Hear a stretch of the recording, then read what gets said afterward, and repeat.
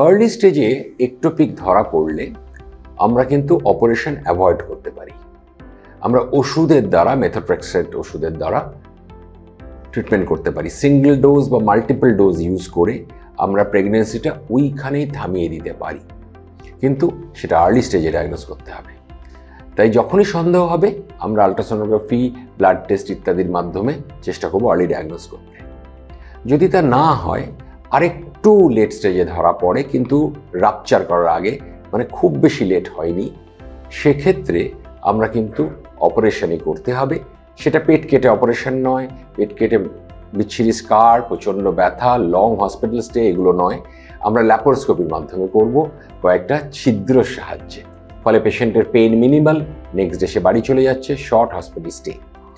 আমরা আগের দিনে টিউবটাকে বাদ দিয়ে দিতাম যেখানে একটোপিক প্রেগনেন্সি এসছে, তাতে করে কিন্তু চিরতরে টিউবটা কিন্তু হারিয়ে গেল।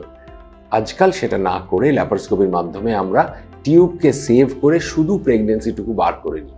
টিউবের মতো রইল, ভবিষ্যতে সেটাকে ইউজ হবে, প্রেগনেন্সি আসতে অসুবিধে হলো না।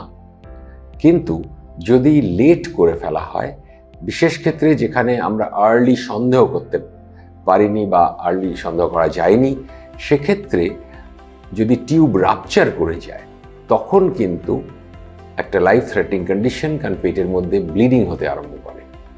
সেক্ষেত্রে আমরা অপারেশন করার সময় কিন্তু ল্যাপারোস্কোপিক্যালি করতে পারবো, রাপচার ক্ষেত্রেও, কিন্তু সেখানে টিউবকে বাঁচানো যাবে না, টিউবকে রিমুভ করতে হবে। তাই একটোপিকের প্রধান ট্রিটমেন্ট হচ্ছে, যদি কখনো ডাক্তারবাবুর সন্দেহ জাগে এটা ectopic, early investigation, early diagnosis.